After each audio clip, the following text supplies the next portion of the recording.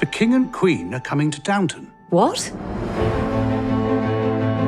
It's exciting coming back to do Downton as a film. The first day was very surreal. We were all really giddy. We were like, I can't believe we're here. Everything, it's all on a grander note. That is something to look forward to. Through the story, the audience gets a sense of the 20 characters that they love. We have fantastic new actors. David Haig, Imelda Staunton. There is a sense of coming home. It's incredible.